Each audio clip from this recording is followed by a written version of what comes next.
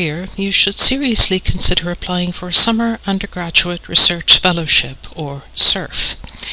These experiences are paid positions and can not only enhance your resume, they can also help you learn valuable skills. As an applicant, you'll be matched with a laboratory conducting research that's relevant to your stated interests. Once you're admitted, you'll have the chance to work on projects under the direct supervision of faculty, postdoctoral fellows, or senior graduate students. SURF programs can give you a good idea of what life in the lab is really like, as well as what to expect during graduate school.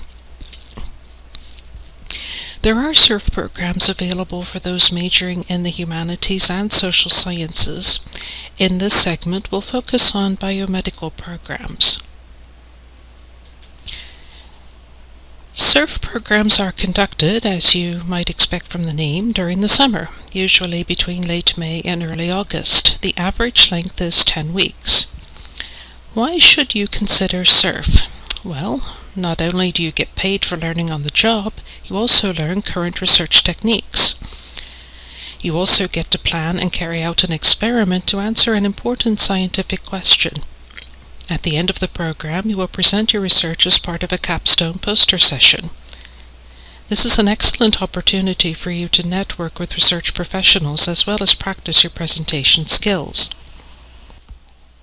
Most programs also offer SURF students the chance to attend relevant seminars and talks, such as the ones listed here: scientific writing, flow cytometry, patents and commercialization, research ethics, and adaptive trial design. It's not all about 40-hour weeks in the lab, though. You'll also get the chance to socialize with other participants. Don't discount the value of networking with your fellow surfers. You really never know who will prove to be an important contact in the future. How does one apply? Nearly all colleges and universities have online application systems, and they're all slightly different from one another. This means you'll need to read the instructions carefully and review the requirements. You can and should apply to more than one university, but be realistic and know what to expect. Some schools offer free housing to SURF students, but others do not, and none of them will pay your travel expenses to and from campus. You can and should also apply to more than one program at the same university, but be selective. By that I mean look for those programs which are compatible with your interests and what you really want to do. The box at the top of the slide indicates that over 600 people applied for 17 SURF places at one university program. This is why it's a good idea to be flexible about your choice, but it's also important to apply early. Some programs require transcripts, letters of recommendation, and other documentation, so you need to allow adequate time for those documents to arrive and be attached to your application. You don't get a do-over. Incomplete or late applications are not reviewed, period. With so many applicants vying for so few spaces, what can you do to improve your chances of admission? As with the assignments in this course, you need to think about who will be reading your documents and what outcome you desire. Yes, you want to be in a lab, but there's still no escape from rhetorical analysis. Think about your application from your reader's perspective. Program directors and their review panels look through hundreds of applications, so what would they like to see? Most programs require U.S. citizenship or proof of permanent residency. A handful of universities do accept international students, but that's normally done through an established exchange program with select schools.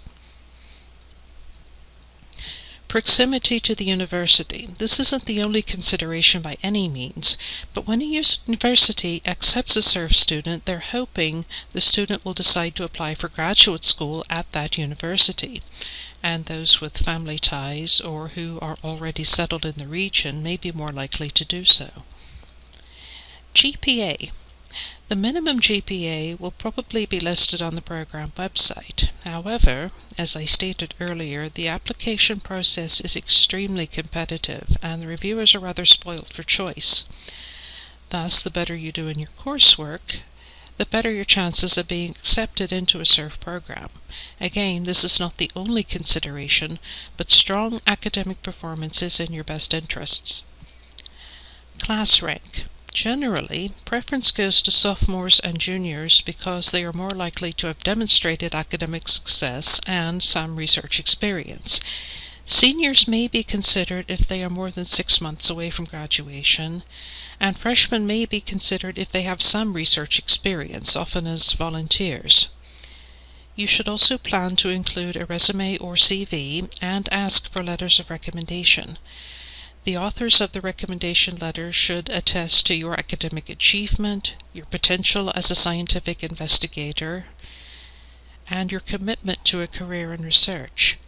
If you do have previous research experience, volunteer or otherwise, be sure to include it on your resume. Ideally, your research mentor or mentors will write a letter of recommendation on your behalf. You'll also be asked to write a personal statement. How do you write a personal statement? Again, think about your readers and what you want them to know about you. You don't need to provide your entire life story, there won't be enough space for that, but you should explain your career goals and how research fits into them. You should also discuss the specific research areas that interest you. Some universities may ask you to identify a mentor you'd like to work with, or at least a specific area. Finally, if you have previous research experience, explain what you learned from it and how you would like to apply that learning to your summer research program experience. As I think you've realized by now, effective writing comes from planning. Don't just sit down at the keyboard 1 hour before the application deadline and expect to write a good personal statement. Many application systems have character limits, and you'll need to be succinct and think about what your words will convey clearly and concisely. You should draft, revise, edit, and proofread your statement before uploading it or copying it into the application system. There are ways to get your application rejected straight away, and you probably don't want to do that. Therefore, you'll use certain simple but powerful strategies to ensure you don't end up in the reject pile before a human even sees your application. Read and follow application instructions carefully. How do you expect to establish yourself as a detail-oriented research scientist if you can't follow instructions? And this is another reason to apply early. If you have a question or need clarification, you can ask and get an answer before the deadline. You'll need to take charge of your application. Don't just sit back and assume everything will go smoothly, especially if you're depending on others. Follow up with those who are writing recommendation letters for you and ensure they are aware of the application deadline. They are human and have other responsibilities besides your letter, so politely remind them if they haven't notified you they sent the promised letters.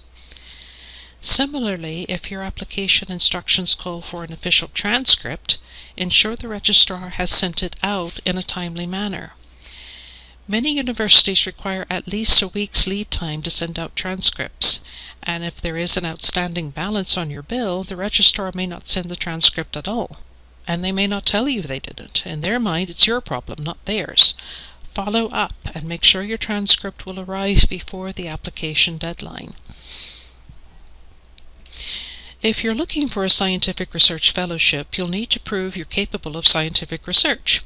And you do that by taking science courses. And these include chemistry, biology, physics, and other relevant courses with lab components. This is one way to demonstrate your interest in and aptitude for a career in research. As I mentioned earlier, be selective when applying for multiple programs. Ensure you're looking for a good fit, not just anything and everything. As with job applications, appearing desperate does not make a good impression. Alright, let's suppose you've got the strong GPA, the appropriate class ranks, stellar recommendations, and every necessary component updated before the deadline. Now you're off to the races, right? Well, maybe not. The personal statement must reflect your interest in pursuing a research career.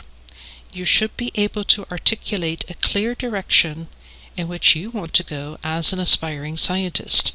For instance, here is an excerpt from a personal statement. Yes, it is real. I couldn't make this up if I tried. Maybe you do want to go to medical school. Well, that's great, but put yourself in the reviewer's place. Why would a serious research scientist want to take the time to mentor a person who isn't serious about research, especially when there are many other applicants who are? If you're only applying for a summer research fellowship because you want to pad your resume before applying to medical school, it's going to be painfully obvious. Reviewers are looking for people who are truly interested in and passionate about scientific research. Here's an example of a personal statement that will get you into the under review pile. As you can see, the writer expresses a genuine interest in a research career and clearly defines future goals. Also, the writer does provide some personality in the statement, but it's not a lengthy life story. Instead, the statements support the writer's interest in research.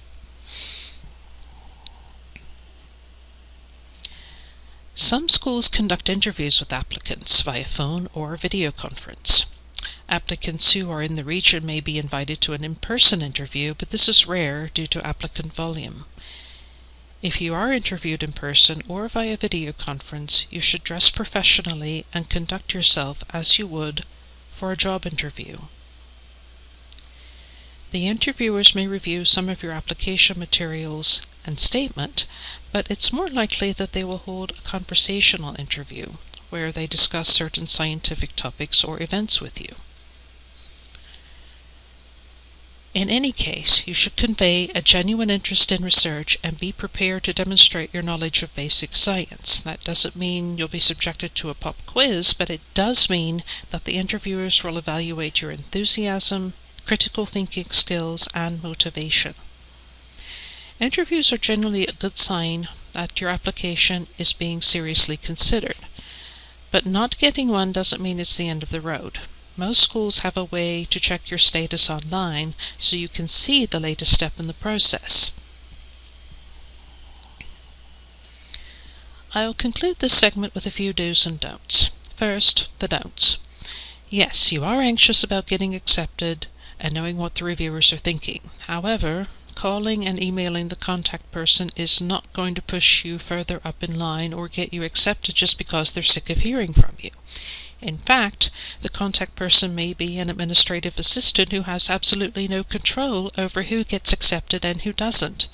Plus, if the assistant keeps sending the program director messages from you asking about your status, it's going to make you seem desperate. As previously stated, appearing desperate does not make a good impression. With hundreds of applicants for relatively few places, you should definitely not take it personally if your application isn't accepted. Since there are so many, calling and emailing the contact person asking for specific reasons why your application wasn't accepted isn't going to get you anywhere. Instead of doing that, think about what you can do to improve your chances next year, or pursue other opportunities. Volunteer experiences are also good for your resume and will get you valuable experience. This is also why I recommended applying to more than one university and more than one program. Again, you need to think realistically about how you can travel to the campus and be prepared to live there for 10 weeks, but SURF programs offer excellent opportunities for learning new skills as well as exploring new places. And now, the do's. Be patient. You can usually check your application status online, and if you are accepted, you'll be notified. Generally, you'll get an email, but some programs may call you as well. Be sure you really want the position. That is, can you commit to being there for 10 weeks? Do you really want to be there? It's very bad form to accept a position, receive a different offer, and then simply not show up for the first one. For one thing, you've taken a spot away from another deserving applicant. For another, it's a bad reflection on your professionalism. Faculty at different universities communicate with one another more often than you think, and word does get around. If you are accepted, check your email regularly. The university will probably ask you for information so they can set up an account for you, get you added to payroll, arrange for housing during your stay, and inform your mentor's lab that you're coming.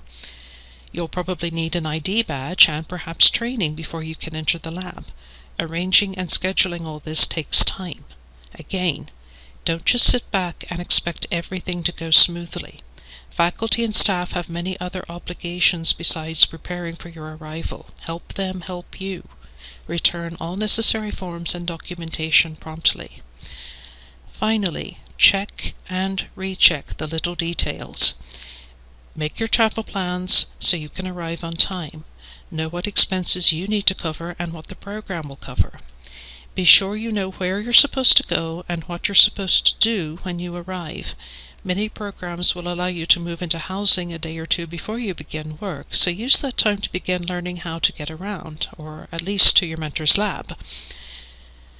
The first day will include an orientation session and any necessary training you'll need to complete before getting started. Once you've settled in, take the time to relax and enjoy your research experience. You've earned your place in the lab, but it's up to you to make the most of it.